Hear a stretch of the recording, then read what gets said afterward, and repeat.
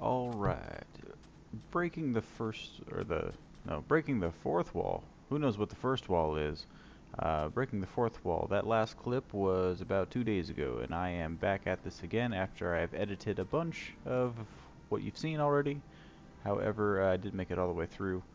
And I don't remember quite where I was at, but I know that based off of where I logged out, I was probably going to upgrade the city a little bit and work on getting a few emeralds and getting prepared to work on that monster spawner from a few clips ago.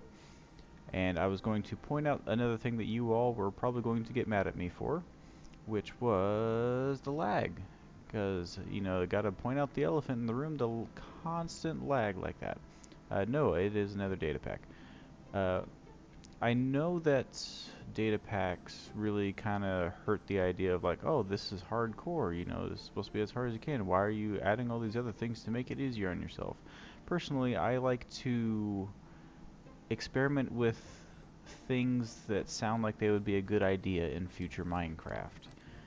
And I feel like if nobody talks about it, then it doesn't help the features kind of come into light. And like I said before, I try to stick to things that either seem like I would really enjoy in Minecraft or just are a way to save time. And this one has to do with fishing. You probably noticed the barrel in the water. And you might remember from quite some time ago, I crafted a barrel and said I was going to explain a data pack, and then said, wait, I don't have the materials for that. And then suddenly went on about an anvil and didn't explain why I needed that anvil. It is finally that time. So, this data pack, and I think I'm going to try and put a link to the data packs I'm using in the description of these videos. I'm going to try my best. This one kind of helps with fishing, and I will explain a little bit. It is one thing, this is kind of goes under both categories of time saver and it seems like a good idea that I'd like to have in Minecraft. And I updated my textures a little bit, so some of these villagers have some more interesting RuneScape related textures. It's kind of hilarious. Work in progress still though. So I could sit here with a fishing pole. I don't even know if I have it in my inventory. I got one in just somewhere. And fish off of this pier for half an hour to an hour. One of those villagers is dying. What is going on up there? Not that it's that big of a deal. You okay? I didn't count how many. I think he's okay. I think he's okay. Y'all good? Nice. I could sit over there for an hour fishing to get fish to either cook or sell, or try and get enchanted books and saddles and the other whatnot type of things. I could sit here for an hour doing that, having to stay in like third person, look around, make sure there's no creepers behind me, constantly be on my guard, or construct some big thing to keep me safe while I'm fishing into the pond. And wouldn't it be nice if, just like in real life, you could just lay down a trap of some sort, whether it be a lobster cage or like a crab trap, and just, you know, kind of come by every now and then and check on them, which is what this is. Look at that. Basically, this one just needed a barrel and an anvil to name it Fish Trap, and you place it in a decent size body of water, and about every 25 to 30 seconds or so it catches something. Exactly the same kind of loot tables as you would get with a fishing rod. And so just every now and then when I come back home, I say, oh, let me check the traps and see what it has, and then I can grab that from the traps, go over to the fisherman and sell it to him, make some emeralds. It's not fast, so I really don't feel like it's that overpowered or broken. It just keeps me from having to sit here while just like looking at my phone trying to fish and hope a creeper isn't behind me and things like that. So I hope that you won't mind. I feel like this is one of the most cumbersome data packs for this Let's Play sort of thing, because it is giving me free items, but I'm trying to put a reason to it. So this is the one that, not cumbersome, but like most obtrusive to the sort of, you know, like honor rule that you're going with in this kind of a series. So you could either get something like that, or you could fish for a while. It's up to you. If you do want to fish, just stay safe. Um, that's about all I have to say on that. I think I spoke too much on that already as it is. So anyway, that is an explanation of what that is. And so next, what we are going to do, now that that is set up, I think I am just going to go ahead and prepare to make an enchantment room and work on that spawner. The things I am going to need from that, I haven't gone to the Nether yet. I just realized that I'm going to need something from the Nether. Oh boy. Let's go ahead and get that out of the way. How about that? I need to make some more chests. I am running out of room here. And I am going to go ahead and use barrels, which I usually don't want to do in my builds because all the villagers flock to it and become fishermen. It's kind of annoying. But with that fish trap out there, it's not as bad. So now there's actually like a reason to have fishermen in your village, in my opinion, because I don't really like fishing otherwise. Why did I put that one? I put that one there. Let's just go ahead and cut ahead here. Alright, I think I am more ready to go now.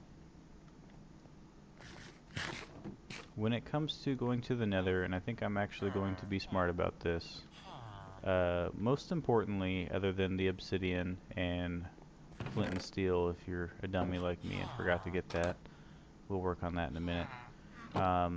It is important to just have a ton of blocks with you, just anything that you can build with. And if you get what I am putting down about that, you would know that you probably want blocks that are not of the color red.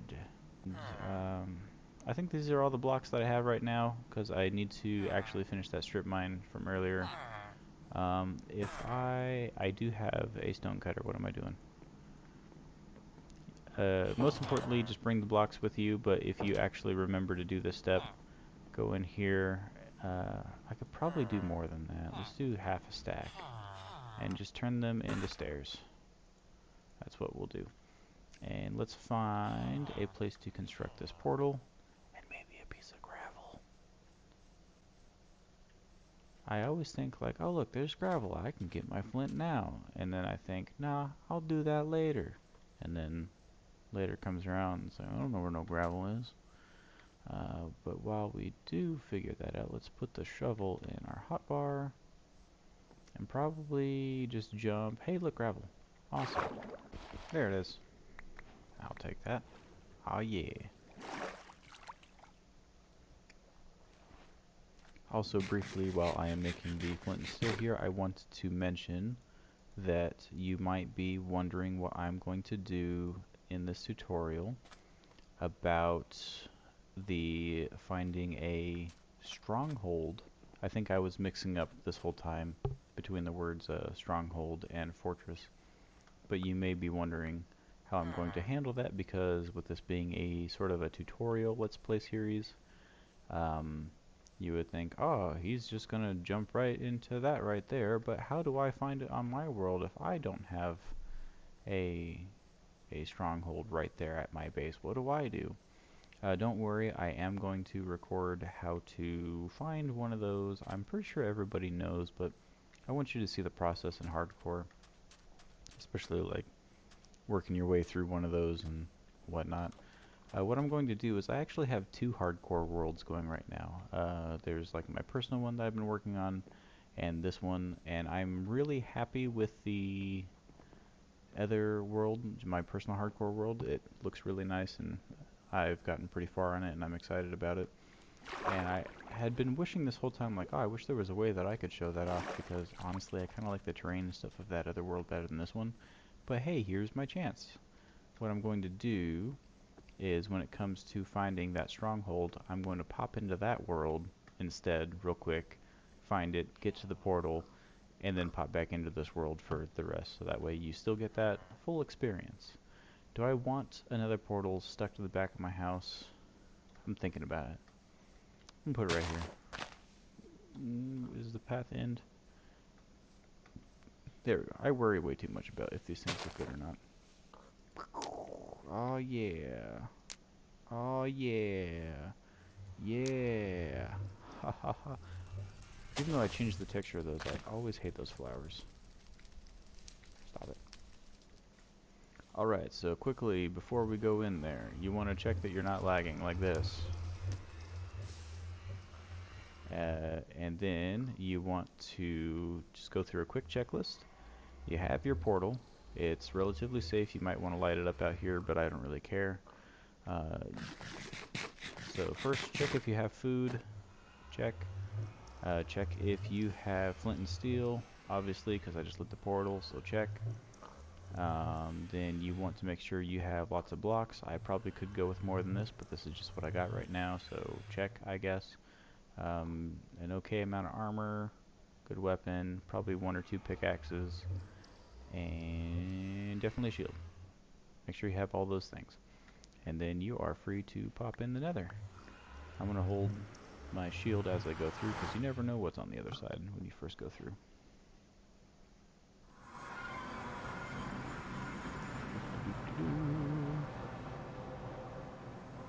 Hello? There we go. Alright.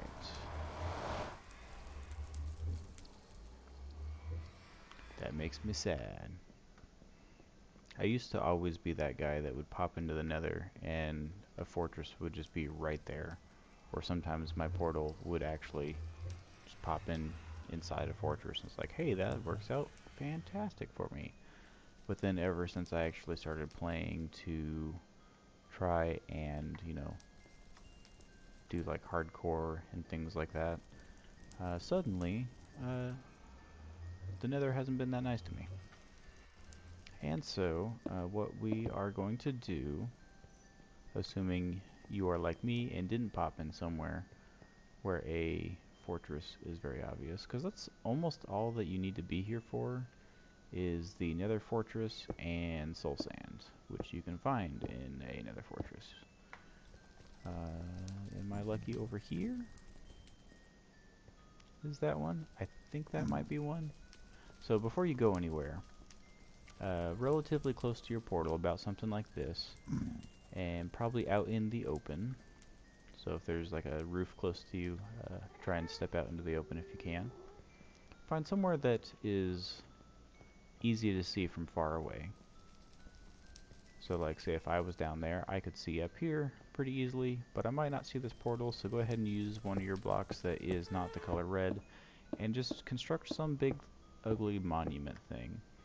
And what I do for that is sometimes just a pillar like this, but I try to decorate it just a little bit by putting some weird little prongs on the end.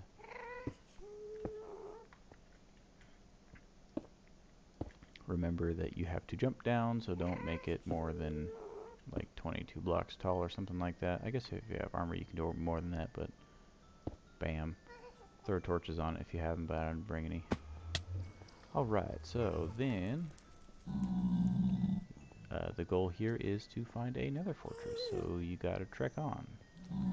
And I'm gonna go ahead and pull out the stairs now, so that this is something I actually haven't tried before, but I think will work out decently well. While you are walking through the Nether, you want to leave like a little breadcrumb trail of where you've been and where you're going. And typically what I would do is use about 2 to 3 cobblestone to identify to myself that I've been here and which way to go to make it home. And I just had the idea recently to use some stairs, and I'm going to just kind of set up a rule with myself that the direction that the stairs go up, so like this, that points to where I need to go. So instead of like how I used to build a block like this that says I've been here and home is that way, I'm essentially going to try and do the same thing using just stairs instead. Ooh, calm down, pickaxe. There we go. And so I can go ahead and press on. And I actually was lucky enough to get a fortress nearby. Yay! I sometimes have spent hours in here roaming around looking for them. If that feels like something that you are encountering, I encourage you to look up on the Wikipedia or somewhere online about how Nether fortresses spawn. There is a rhyme or reason to it, but it is a little complicated, and they have some diagrams, and I will recommend you there so I don't give you the wrong information. And so yeah, that was simple. What we are here for is blaze rods and soul sand. Where's my achievement? Give me my achievement.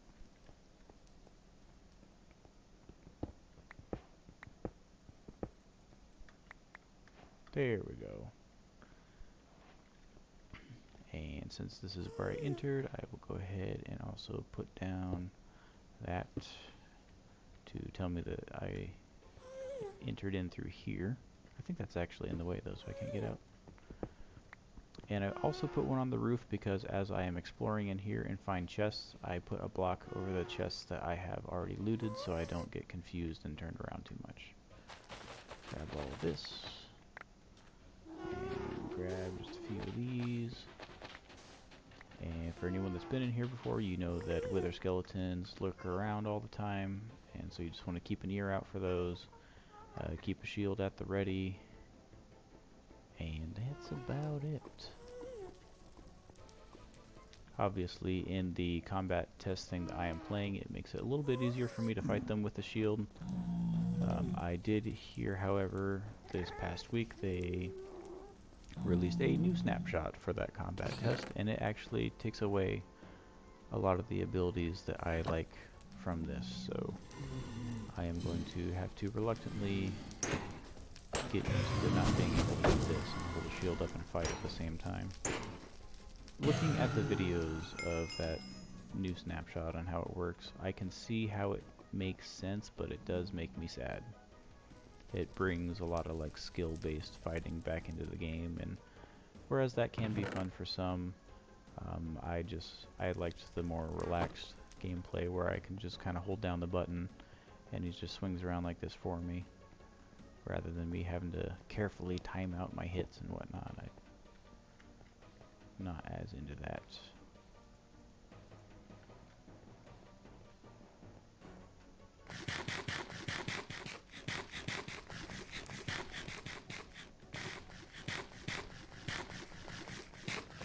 If you ever find yourself going down the same hallway over and over and getting turned around, you can always take some blocks and just block off the hallway like that to tell yourself like, hey, don't go in there.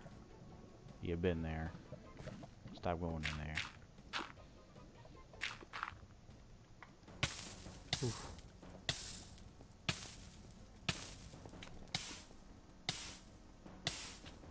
If you find yourself on fire in here, that may seem very dangerous, and that's because it is. It lasts a really long time. If you ever do get to enchant stuff at some point, it is good to include fire protection on your armor, because that will make it do less damage to you while you are burning. Extremely helpful. As you know, you can't bring water buckets in here, so you either have to bring a cauldron and a water bucket and put the water in the cauldron and use that method to put yourself out. It may seem like a lot of work. It's probably worth it, to be honest. I've never actually done it because I'm not smart enough to think of that beforehand. I always think like, oh, I'm just gonna not jump in the lava, and then proceed to do that anyway. Another thing you can do is you can make splash potions of just water bottles.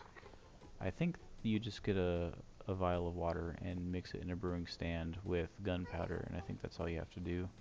Another thing that would have been smart that I did not do.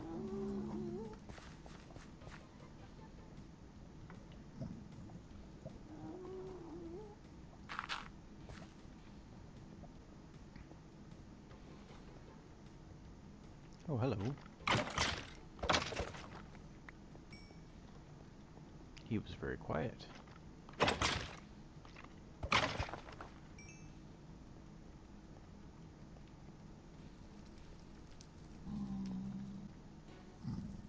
I've been here.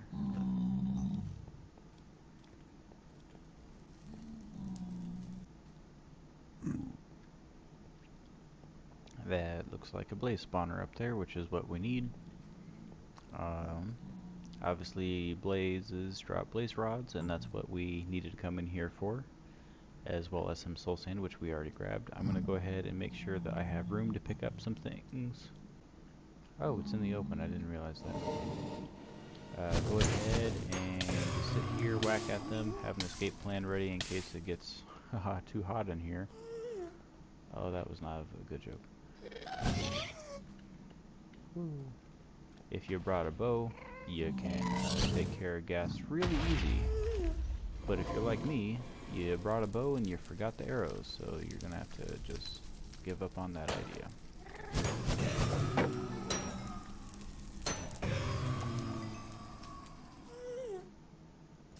You are gonna be here for a few minutes, so just kind of be prepared for that. If you want to, and you have the space to, you can build up a little platform about something like this, so that if you do have to run, it gives you something to run behind quickly. No matter how good you think you are at this, you sometimes have moments where you're like, whoa, this is getting too much.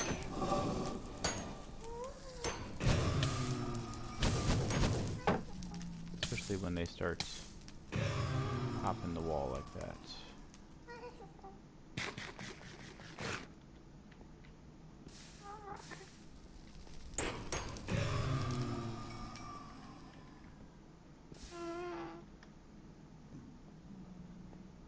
I was wondering earlier, I've never tried it before, but I was wanting to know if I actually learned how to brew a invisibility potion, if when I felt like I was in danger, if I just drank that, if everything would just instantly leave me alone, or what, because maybe that could be an easy way to make these hardcore worlds go a little less stressful.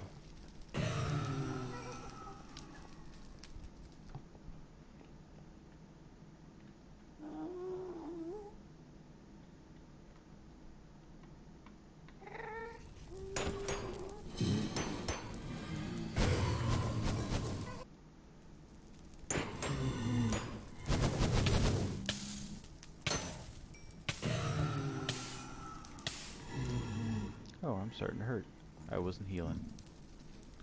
I was getting distracted. I think one of the biggest dangers in the hardcore scenario is boredom. If you feel like you're doing something over and over and you're getting bored of it, you start paying less attention to what you're doing.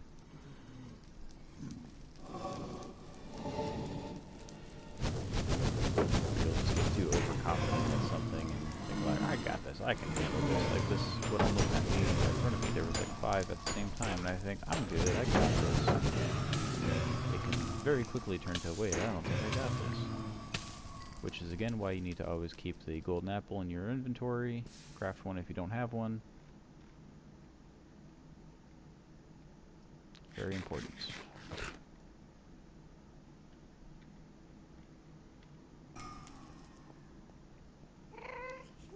So you're gonna begin to wonder, how many blaze rods do I need? Why is he grabbing so many of them? And typically in hardcore, when I go into the Nether, I only want to go in there once. I don't want to come in here multiple times over and over. Not that it's not a possibility or that it's like dangerous or anything, but I just... I tend to not want to come in here. Usually in my recent worlds for the past few months, finding one of these Nether fortresses involves me having to make little bridges across giant lava oceans and just kind of spaghetti string my way through the whole Nether up and down all over the place for thousands and thousands of blocks until I find one of these places, just hoping it'll have one of these. And so I typically just don't always want to come in here because the stuff that I need is always so far away, and it's just not a very welcoming place.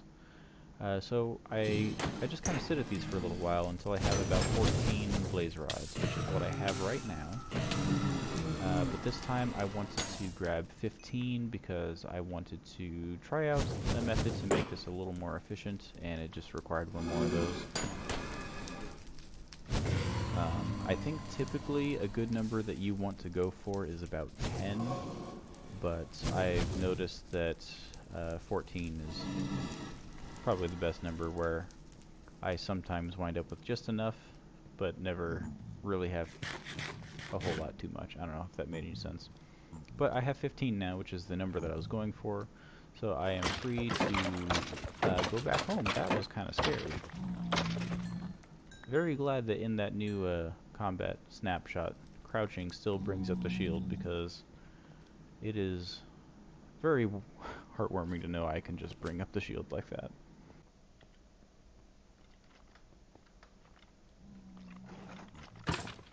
You know, I think the Wither skeleton is my favorite mob in the game.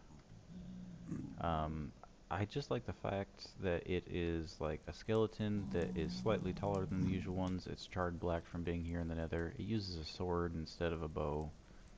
And I think that Slamacow did a really good job at making a video or an animation on, you know, kind of bringing them to life. I want to smack this thing for how rare it is. It's not super rare, but, you know, decently rare. Ooh, that was scary. Don't do that. Don't do that. When you get lost in here, it's very rare for you to find obsidian inside the chests and those things are hard enough to find as it is, so don't count on making another portal.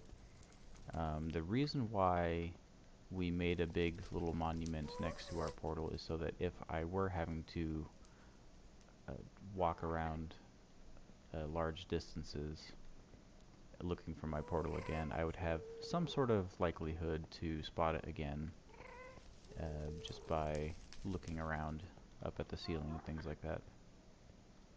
How did I get here again? I feel like... Did I come from up there? Maybe? But yeah, take note of your portal when you come in, so you don't get lost. And you brought a flint and steel with you, so that's how you can relight the portal if it gets knocked out. Otherwise, you could, if you brought planks, maybe set them on fire with these things, although that would be kind of hard to lead the fire to the portal like that. Otherwise, you can find more flint and steel inside the chests in those nether fortresses. But we got what we came here for. We got 15 of the blaze rods. That's their name. And so we can go ahead and head out. We also got soul sand. I think that's everything we need from here. I was going to scoop up a bucket of lava, but I don't want to go down there. I just want out of here. Hey, thanks for tuning in. I'm going to cut it off there until the next episode, which will be up real soon.